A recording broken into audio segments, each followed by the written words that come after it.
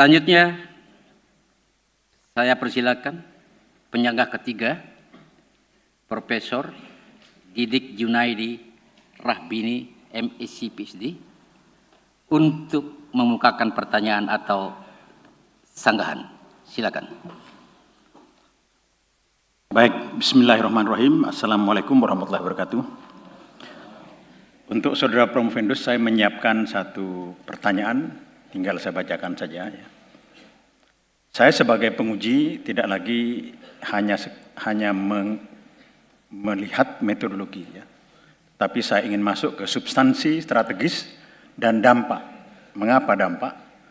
Karena Promovendus yang bersangkutan sebagai mahasiswa sekaligus pengambil kebijakan, ya.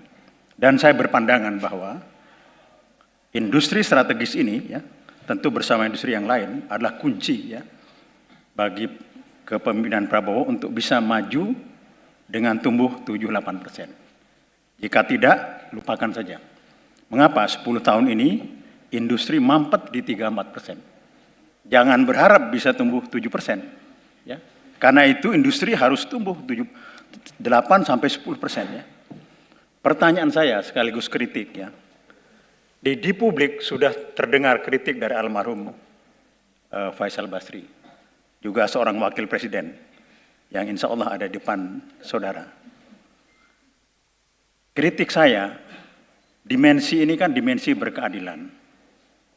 Dan kritik dari Bapak Wakil Presiden bahwa rancangan yang dibikin sekarang ini lebih menguntungkan pihak asing. Sementara sumber daya alam di pasal 33 untuk kemakmuran sebesar-besar kemakmuran rakyat. Nah, pandangan saya dengan industri yang harus diserahkan kepada nasional sesuai dengan rekomendasi saudara Promovendus, ya, yaitu ketiga, dukungan pendanaan untuk perusahaan nasional di sektor hilirisasi. Apakah ini mungkin? Ya? Apakah bisa? Apakah visible? Ya, mengambil sendiri sumber daya alam yang kita punyai untuk kemakmuran sebesar-besar untuk rakyat. Terima kasih. Pertanyaannya susah, tapi ya kita jawab sebagai mahasiswa lah. Yang terhormat Bapak Profesor Didik Junaidi Rahbini, Master of Science, Doctor of Philosophy, izinkan saya menjawab pertanyaan Bapak sebagai berikut. Yang pertama, dalam waktu 2 tahun terakhir, kalau kita baca di medsos, di berita-berita, banyak pro kontra terkait dengan hilirisasi khususnya nikel. Dan saya setuju dengan pertanyaan Pak Didik. Pertanyaan berikut adalah bagaimana cara untuk mendorong itu. Ada 2 hal sebelum saya menjawab. Yang pertama, almarhum senior saya Pak Faisal mengatakan bahwa nikel di Indonesia hanya sekitar 45-50 dolar per ton. Nilai di luar negeri kurang lebih sekitar 75 dolar sampai 80 dolar. Tidak salah itu. Cuma menurut saya yang harus dihitung adalah berapa kos logistik sampai di negara tujuan. Itu dibutuhkan kurang lebih sekitar 12-15 dolar. Berapa pajak ekspor kita yang kita kenakan dari ekspor itu? Itu kurang lebih sekitar 5-6 dolar. Berapa biaya logistik dari pelabuhan untuk dikirim ke smelternya? Itu bisa 3-4 dolar. Hitung-hitung sudah 70 dolar juga. Masa orang dagang gak boleh untung 5-7 dolar? Jadi apa yang disampaikan oleh abang saya almarhum nggak salah. Cuma mungkin datanya yang tidak komprehensif. Makanya di kesempatan ini saya menyampaikan bahwa biaya 45 dolar sampai 50 dolar itu biaya pokok, belum ditambah biaya-biaya lain sehingga sampai di negara itu. Nah, yang kedua adalah ada juga yang mengatakan para senior kita, guru kita, orang tua kita bahwa smelter ini hanya menguntungkan asing, nilai tambahnya itu di asing.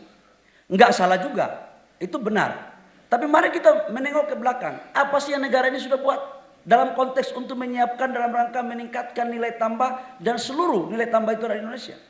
Pertama, pada tahun 2020-2021, kalau ada perbankan tolong cek.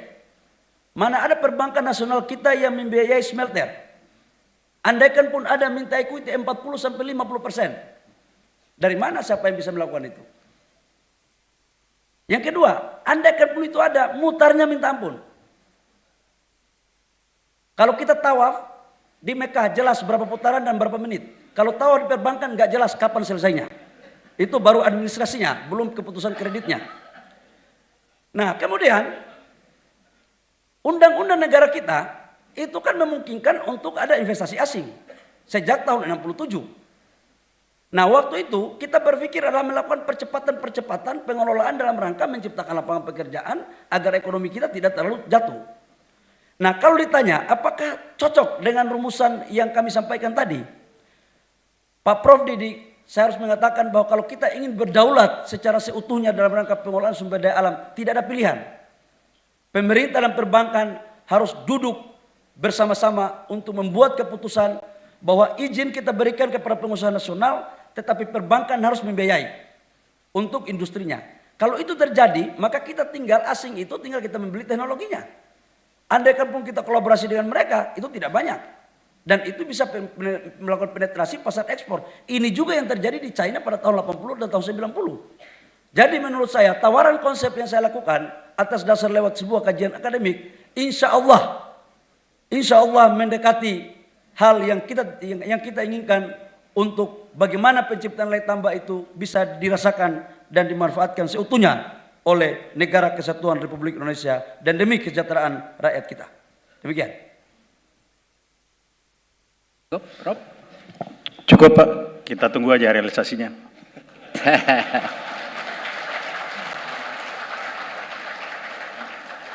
Terima kasih.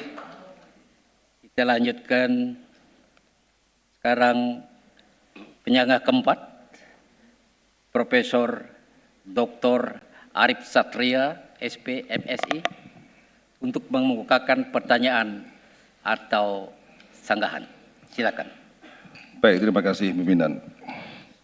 Saudara Promovendus, pada tabel 53 terkait dengan dampak lingkungan baik di Morowali maupun di Halmahera Tengah, untuk hampir semua kategori dampaknya buruk dan buruk sekali.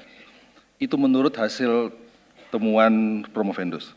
Tentu ini berdampak pada kualitas hidup masyarakat lokal hari ini maupun masa mendatang. Namun pada penelitian ini yang diarahkan tujuannya menganalisis kebijakan yang berkeadilan dan berkelanjutan, saya belum menemukan analisis terhadap mengapa kerusakan lingkungan yang amat buruk itu bisa terjadi dan bagaimana solusinya. Kalau kita mengacu pada teori resource management, kerusakan sumber daya alam itu kan bisa terjadi karena 3 hal. Kegagalan pemerintah, kegagalan pasar, atau kegagalan masyarakat. Nah, di antara 3 itu kira-kira menurut Promovendus mana yang dominan, yang memberikan kontribusi terhadap kerusakan lingkungan yang amat buruk menurut Promovendus. Katakanlah misal kegagalan pemerintah, ya. Apakah memang ada aturan yang lemah atau aturannya tidak ditegakkan? Dan sebagai pengawal perizinan asing ada di Indonesia, bagaimana kontribusi Kementerian Investasi dalam memberikan sumbangan pada kerusakan lingkungan ini? Kalau memang itu ada, mohon dibantah. Kedua, kalau tadi perbankan sebagai solusi yang Promovendus sampaikan untuk mendorong insentif bagi tumbuhnya pengusaha nasional dan lokal, namun saya belum melihat kebijakan apa yang memang diarahkan untuk mengurangi dominasi asing. Karena asing datang karena ada karpet merah, karena ada berbagai kemudahan. Apakah lantas ketika kita akan mengurangi dominasi asing, meningkatkan peran pengusaha nasional, seluruh dan kebanyakan kemudahan-kemudahan itu kita cabut? Yang terakhir, Pak Sumitro pernah mengenalkan perbedaan term antara pertumbuhan dan pembangunan. Bahkan sebuah daerah maju bisa disebut terjadi pertumbuhan tanpa pembangunan. Nah, apakah di Halmahera dan Morowali itu terjadi pertumbuhan tanpa pembangunan? Terima kasih. Sama susahnya ini kelihatannya. Yang terhormat Bapak Profesor Dr. Arif Satria, Sarjana Pertanian, Magister Sains, izinkan saya menjawab pertanyaan Bapak sebagai berikut. Yang pertama, tolong tampilkan slide tentang perbedaan antara air yang ada di Halmahera Tengah dan di Morowali. Bapak Ibu semua, para Bapak penguji, khususnya Pak Prof. Arif Satria, kalau kita lihat yang coklat itu berada di daerah Morowali. Kawasan industri Morowali dilakukan sejak tahun 2012-2013, tapi waktu itu belum masif. Mulai berjalan dan mulai masif itu di tahun 2016-2017. Dan jujur, di Republik ini belum ada satu kawasan industri yang dilakukan secara paralel yang masif seperti di Morowali. Ini barang baru. Ini barang baru sekali. Dan kemudian ini terjadi sampai dengan sekarang ini. Kita tahu bahwa kondisinya tidak terlalu baik. Makanya saya katakan sangat buruk. Coba kita bandingkan dengan di Wedabai, di Halmahera Tengah yang biru itu. Kami ini mulai di groundbreaking 2018 akhir dan 2019 saya sudah jadi kepala BKPM dan saya sendiri yang mengawal ini industrinya. Apa yang saya mau sampaikan, saya belajar daripada apa yang sudah dilakukan di Morowali untuk tidak terulang di Wedabai. Setelah saya melihat, yang pertama memang perencanaannya yang parsial. Perencanaannya yang belum kokoh karena belum ada contoh. Jadi memang seperti anak lah, kalau anak baru lahir jatuh-jatuh ya biasa itu. Tapi kalau dia jatuh terus itu nanti ya nggak bagus. Jadi harus dipelajari untuk jangan jatuh lagi, kira-kira begitu. Nah, kondisi ini kemudian saya pakai di Halmahera Tengah. Penegakan aturan. Aturannya sudah bagus, kurang ditegakkan. Karena waktu itu kita mau tegakkan juga seperti apa? Karena contohnya belum ada. Bingung-bingung semua, meraba-raba semua. Mimpi aja kira-kira begitu. Jadi sambil meraba. Nah kalau ditanya, formulasi apa kegagalan ini terjadi? Apakah pemerintah, pasar, atau sosial? Menurut saya digabungkan tiga-tiga. Ini tiga-tiga punya sumbangsi semua ini. Tapi sebagai negara yang terus berkembang, tidak boleh mundur berpikir ke belakang. Yang tidak baik kita perbaiki, dan ke depan untuk membangun kawasan-kawasan industri, ketika kami di Kementerian Investasi, kami sudah membuat standar. Standarnya minimal harus sama dengan di Wedabai. Sambil kita memperbaiki yang di Morowali. Karena memang di situ ada pelabuhan yang harusnya nggak boleh untuk muat batu bara di dalam amdalnya, itu ditaruh ada amdalnya, makanya ISPA paling banyak itu. Dan sekarang kita mulai melakukan perbaikan. Dan penegakan aturan menurut saya harus betul-betul kita ketat untuk bisa mewujudkan ke sana.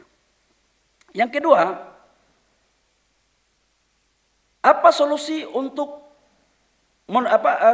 dominasi asing terhadap smelter? Sekali lagi ya, bukan tambangnya, Pak Prof, smelternya. Nah, caranya adalah pertama, tapi saya nggak tahu ya, ke depan saya masih dipakai atau tidak. Saya kalau saya masih dipakai, saya terapkan betul ini hasil disertasi saya. Tapi kalau sekedar omong-omong akademik, ya saya sampaikan. Idealnya adalah tambang yang kurang lebih sekitar 4.000 ke atas dan cadangannya bagus, itu harus dimiliki oleh BUMN atau pengusaha nasional.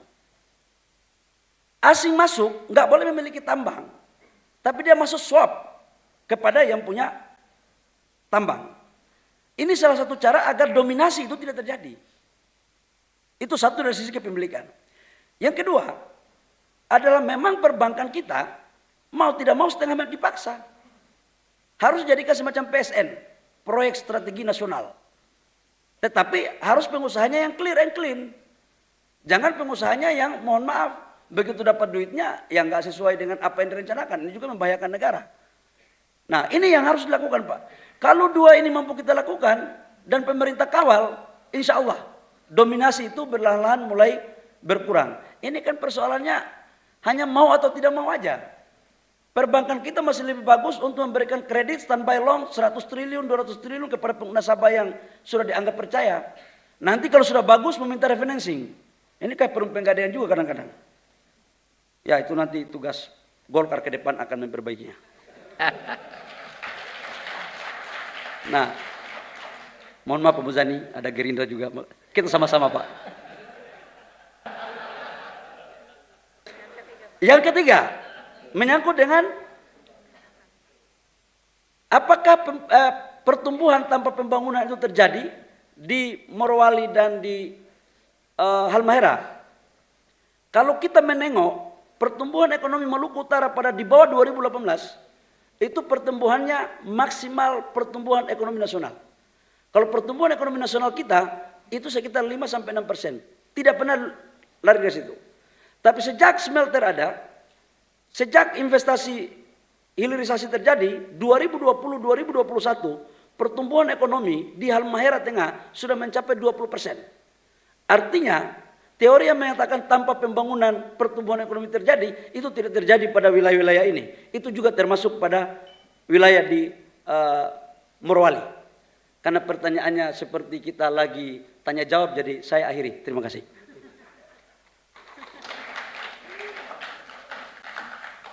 Gimana, Prof? Cukup? Terakhir, Ya. soal pertumbuhan tanpa pembangunan, ini kalimat yang singkat, tapi maknanya dalam.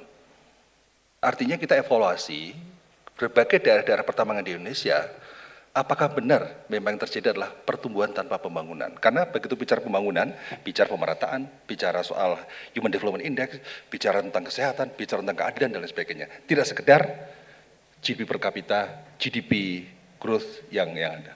Jadi itu sekedar mengingatkan kepada Prof. Fendus. Terima kasih. Ya. Makasih Prof.